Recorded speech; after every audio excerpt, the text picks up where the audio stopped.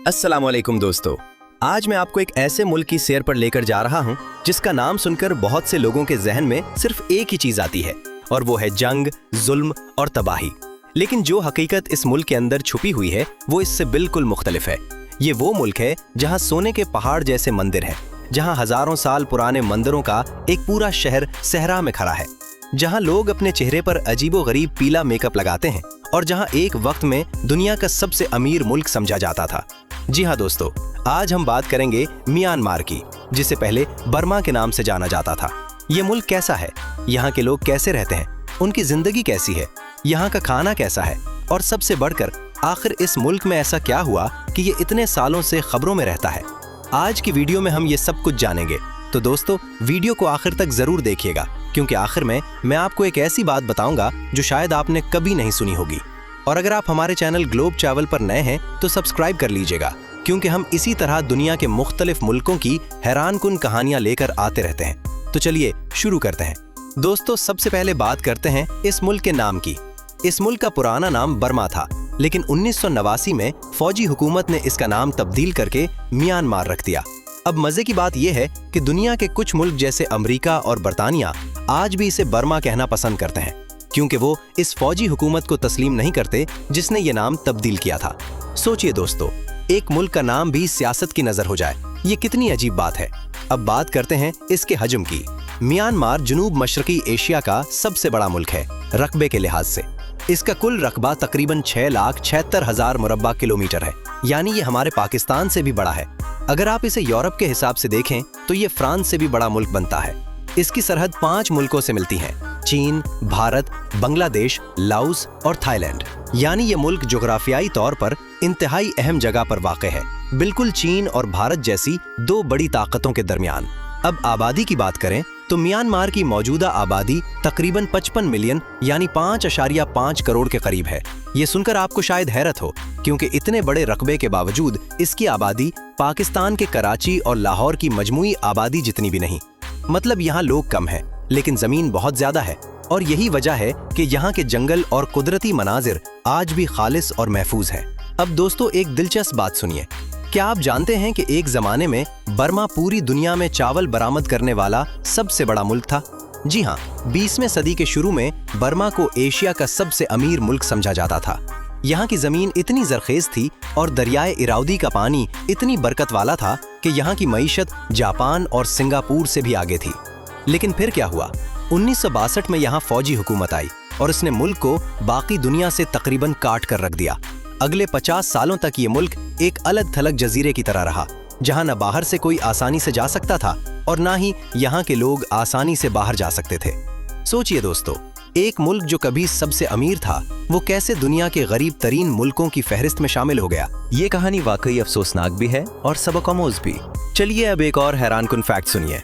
Myanmar में सरकारी तौर पर 135 से ज्यादा नस्ली कौमियतें रहती हैं। जी हाँ, 135 मुख्तलिफ कौमें अपनी अपनी जबान, अपने अपने रसूम व रिवाज और अपनी अपनी रिवायत के साथ। सबसे बड़ी कौमियत बामार लोगों की है, जो कुल आबादी का तकरीबन 68% बनते हैं। इसके अलावा शान, कैरन, रुखाइन, मून और कैचन जैसी कई बड़ी कौमियतें भी यहाँ आबाद है।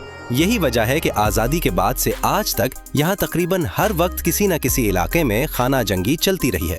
कहा जाता है कि ये दुनिया की सबसे तवील खाना जंगी है जो अभी तक जारी है, 1948 से, यानी 77 साल से ज्यादा अरसे से। जरा सोचिए, 77 साल से एक मुल्क के अंदर लड़ाई चल रही हो। अब बात करते हैं यहाँ के मजहब की, जो यहाँ की सकाफत की जान है। म्यांमार में तकरीबन 90% आबादी बुद्ध मत की पैरोकार है और ये थेरवाद बुद्ध मत कहलाता है। यहाँ की जिंदगी में बुद्ध मत इस कदर शामिल है कि आपको हर गली, हर शहर और हर गांव में सुनहरी पगोडा यानी मंदिर नजर आएंगे। कहा जाता है कि म्यांमार में पूरी दुनिया के मुकाबले में सबसे ज्यादा बुद्ध मंदिर और खानकाहें हैं। यहाँ के मर्दों के लिए एक रिवायत है कि जिंदगी में कम से कम एक बार उन्हें चंद दिन या चंद हफ्तों के लिए राहिब यानी भिक्षु बनकर खानकाह में रहना पड़ता है। छोटे छोटे बच्चे जिनकी उम्र शायद 7-8 साल होती है, उनके सर मुंडवा कर नौरंगी रंग के कपड़े पहनाकर खानकाहों में भेज दिया जाता है, ताकि वो जिंदगी के हकीकी मकसद और नज्म ज़ब्त को समझ सकें। सुबह सवेरे आपको हजारों राहिब कतार बनाकर नंगे पांव गलियों में चलते नजर आएंगे, अपने प्यालों में लोगों से खाना मांगते हुए। ये मंजर इतना रूहानी और खूबसूरत होता है कि दुनिया भर से सयाह खास तौर पर इसे देखने आते हैं। अब एक और अजीब सी बात जो शायद आपने पहले कभी ना सुनी हो, म्यांमार की औरतें और कुछ मर्द भी अपने चेहरों पर एक जर्द रंग का लैप लगाते हैं जिसे थानाका कहा जाता है। ये एक खास दरख्त की छाल को पानी के साथ पत्थर पर घुसकर बनाया जाता है और फिर चेहरे पर गोल या चौकोर शक्ल में लगाया जाता है। ये सिर्फ खूबसूरती के लिए नहीं बल्कि धूप से बचाव और जल्द की हिफाजत के लिए भी इस्तेमाल होता है।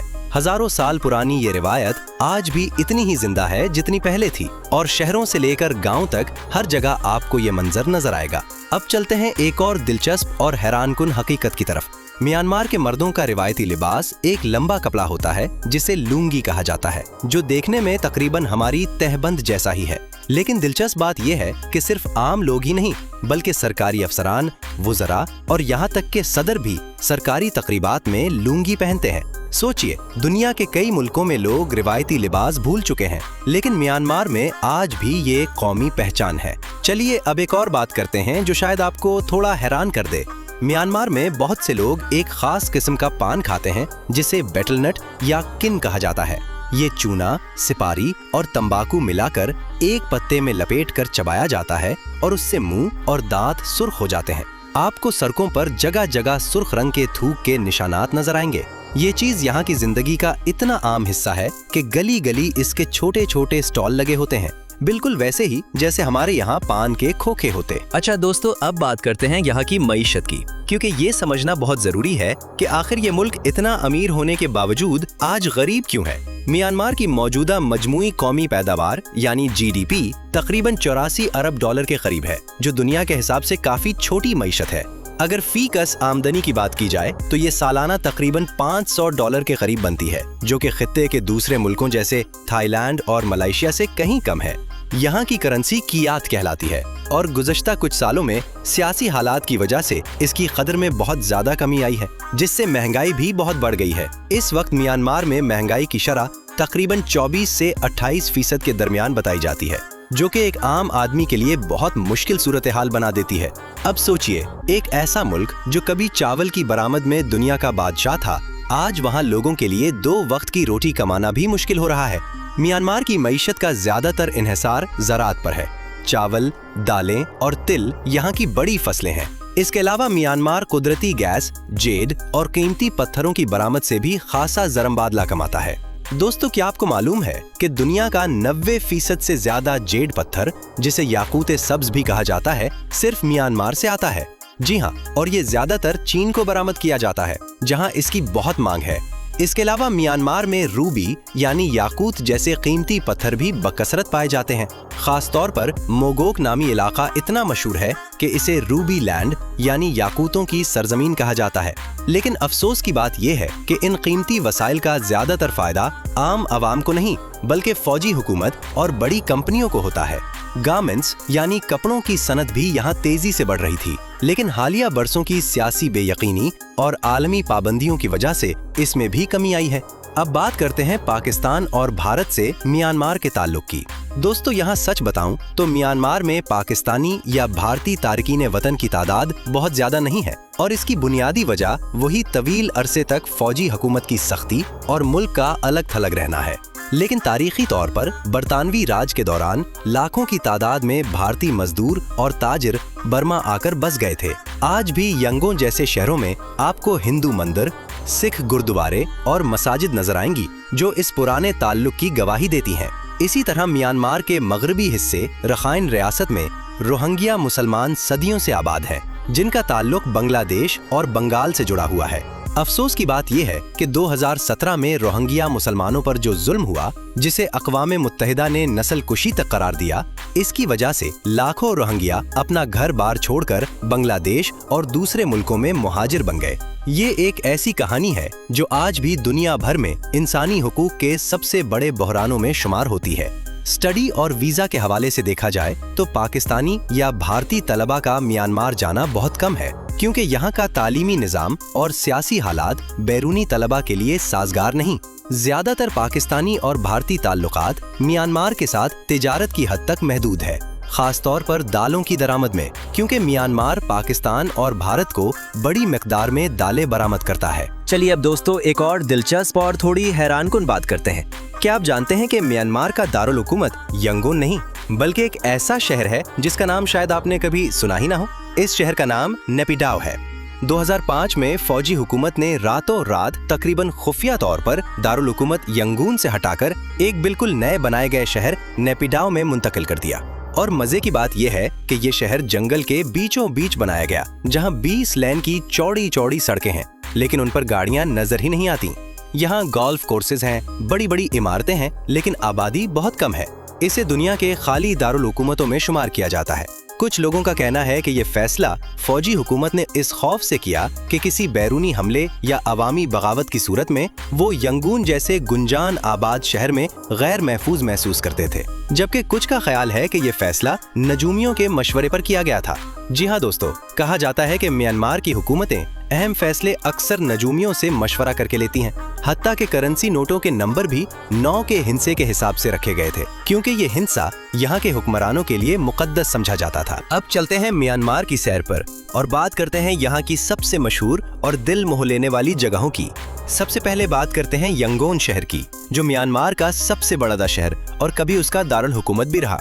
यहाँ की सबसे मशहूर जगह श्वीदागोन पगोडा है, जो दुनिया के सबसे मुकद्दस और खूबसूरत बुद्ध मंदिरों में से एक है।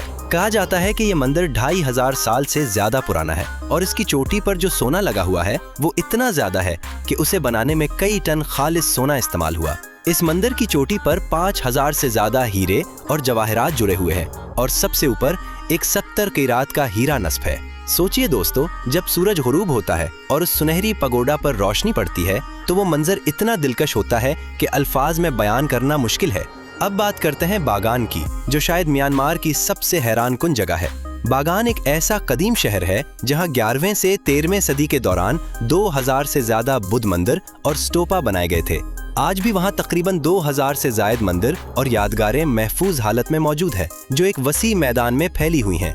जब सुबह सवेरे सैकड़ों गुब्बारे फजा में बुलंद होते हैं और नीचे ये हजारों साल पुराने मंदिर नजर आते हैं तो ये मंजर इतना सहरंगेज होता है कि इसे दुनिया के सबसे खूबसूरत मनाजिर में शुमार किया जाता है। इसे कंबोडिया के अंकोर वाट और इंडोनेशिया के बोरोबुदोर के साथ दुनिया के 3 सबसे बड़े आसार कदीमा में शुमार किया जाता है। यूनेस्को ने इसे 2019 में आलमी सकाफती विरसा भी करार दिया। इसके बाद बात करते हैं अनले झील की, जो म्यांमार की शान रियासत में वाक़ है। ये झील अपने तारते हुए बागात और अपने मुनफरिद माहीगीरों की वजह से मशहूर है।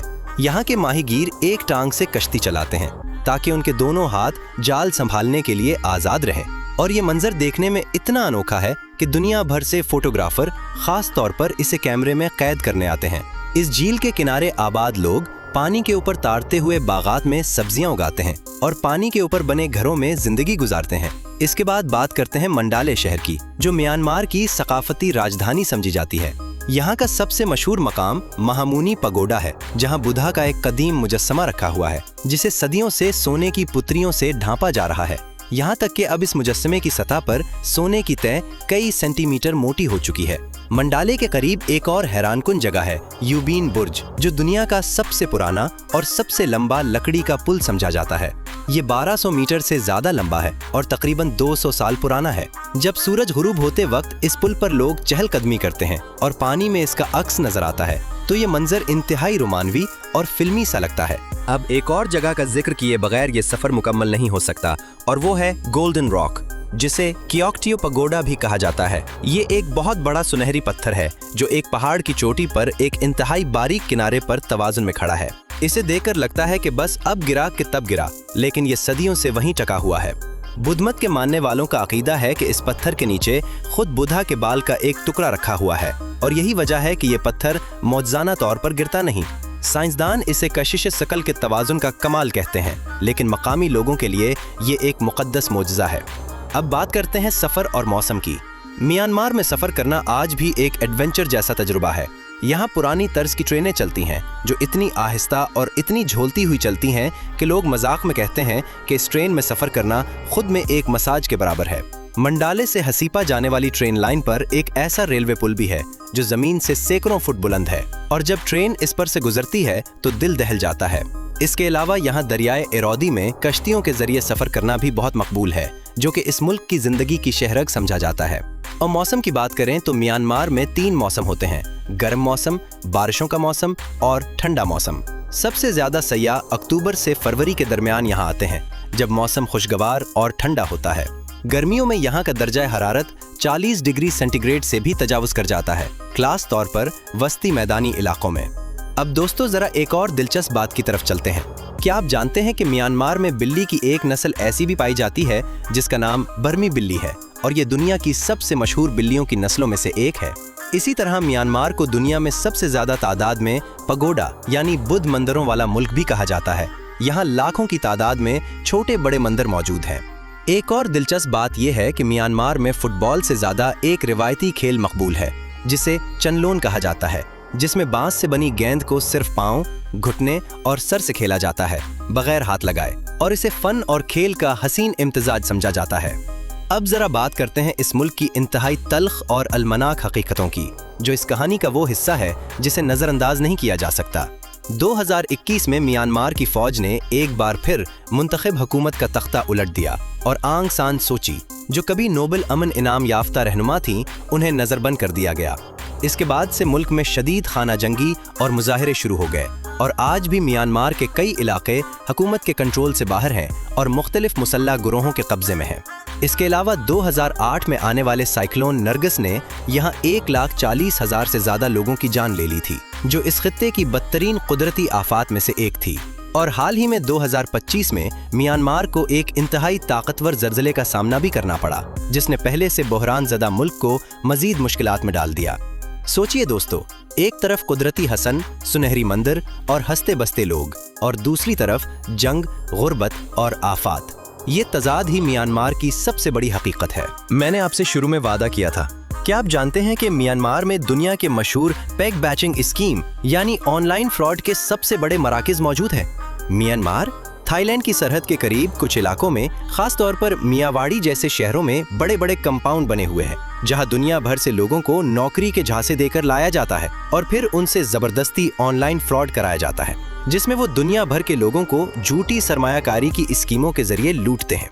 ये आज दुनिया के सबसे बड़े इंसानी स्मगलिंग और साइबर फ्रॉड के मराकज में शुमार होते हैं, और अक़वाम मुत्तहिदा समेत कई आलमी इदारे इस पर शदीद तशवीश का इजहार कर चुके हैं।